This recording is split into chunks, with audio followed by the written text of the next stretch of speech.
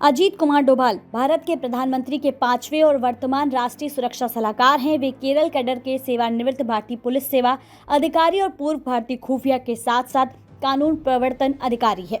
1942 में उत्तराखंड में जन्मे वे भारत के सबसे कम उम्र के पुलिस अधिकारी थे, जिन्हें कीर्ति चक्र से सम्मानित किया गया था, जो सैन्य कर्मियों के लिए एक वीरता पुरस्कार है।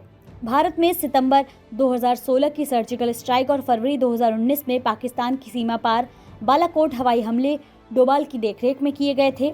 उन्होंने डोकलाम गतिरोध को समाप्त करने में भी मदद की थी और पूर्वोत्तर में उग्रवाद से निपटने के लिए निर्णायक कदम उठाए।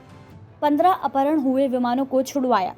डोभाल ने 1968 में एक IPS अधिकारी के रूप में अपना पुलिस करियर शुरू किया। मिजोरम और पंजाब में उग्रवाद विरोधी अभियानों में सक्रिय रूप से शामिल रहे।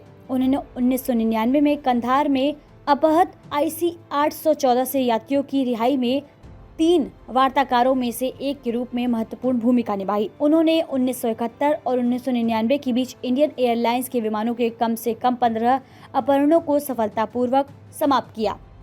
पाकिस्तान में 7 साल तक रहे खुफिया एजेंट।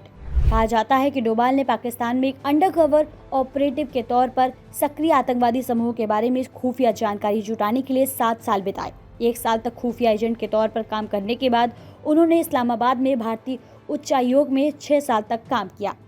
ऑपरेशन ब्लू स्टार के लिए खुफिया जानकारी।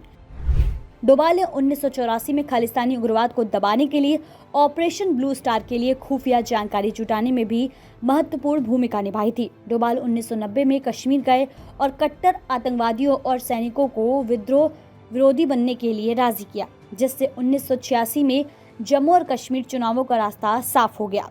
अजीत डोभाल ने अपने करियर का एक बड़ा हिस्सा इंटेलिजेंस ब्यूरो के साथ एक सक्रिय फील्ड इंटेलिजेंस अधिकारी के रूप में बिताया।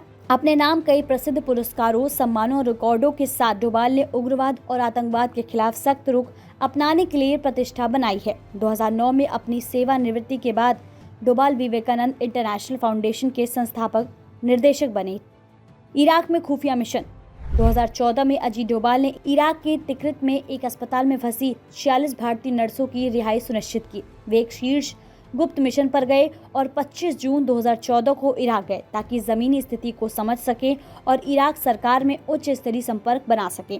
5 जुलाई 2014 को नर्सों को भारत वापस लाया गया। बाद में डोभाल ने सेना प्रमुख जनरल दलबीर सिंह सुहाग के साथ मिलकर म्यांमार में national socialist council of Nagaland के उग्रवादियों के खिलाफ एक सफल सैन्य अभियान का नेतृत्व भी किया। 2019 में डोभाल को 5 और वर्षों के लिए राष्ट्रीय सुरक्षा सलाहकार के रूप में फिर से नियुक्त किया गया और नरेंद्र मोदी के नेतृत्व वाली NDA सरकार के दूसरे कार्यकाल में उन्हें कैबिनेट रैंक दिया गया। डोभाल डॉक्ट्रिन। अजीत डोभाल की रणनीतियों को डोभाल डॉक्ट्रिन के नाम से भी जाना जाता है। इसका मुख्य उद्देश्य ये है कि भारत अपनी सुरक्षा के लिए केवल रचनात्मक न रहे बल्कि आक्रामक रुख अपनाए।